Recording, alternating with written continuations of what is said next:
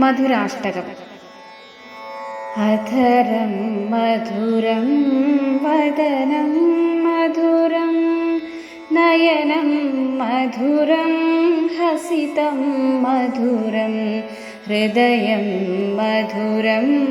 गमनं मधुरं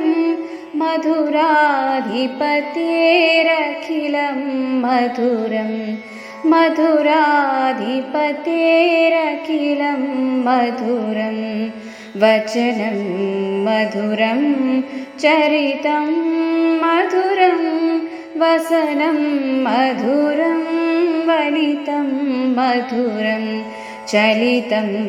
मधुरं भ्रमितं मधुरं मधुराधिपतेरखिलं मधुरं मधुराधिपतेरखिलं मधुरं वेणुर्मधुरो रेणुर्मधुरा पाणिर्मधुरा पादौ मधुरौ नृत्यं मधुरं सख्यं मधुरं मधुराधिपतेरखिलं मधुरं मधुराधिपतेरखिलं मधुरं गीतं मधुरं पीतं मधुरं भुक्तं मधुरं सुप्तं मधुरं रूपं मधुरं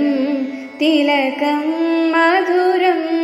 मधुराधिपतेरखिलं मधुरं मधुराधिपतेरखिलं मधुरं करणं मधुरं तरणं मधुरं हरणं मधुरं स्मरणं मधुरं वमितं मधुरं शमितं मधुरं मधुराधिपतेरखिलं मधुरं मधुराधिपतेरखिलं मधुरं गुञ्जा मधुरा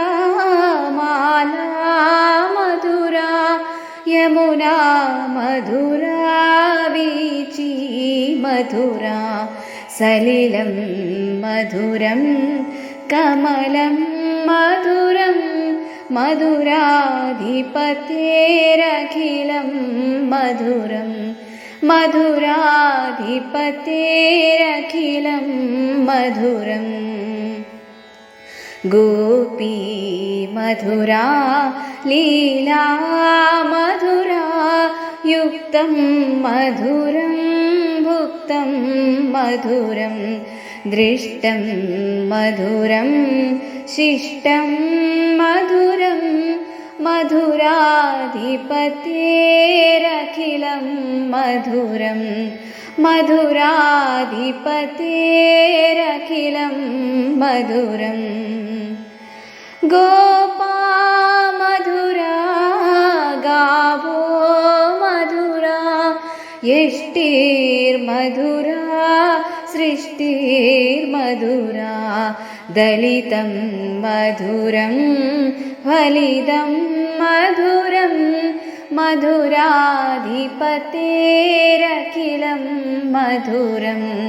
मधुराधिपतेरखिलं मधुरं मधुराधिपतेरखिलं मधुरम्। इति श्रीमद्वल्लभाचार्यविरचितं श्रीमधुराष्टकं सम्पूर्णम्। सर्वत्र गोविन्दनामसङ्कीर्तनं गोविन्दा गोविन्दा।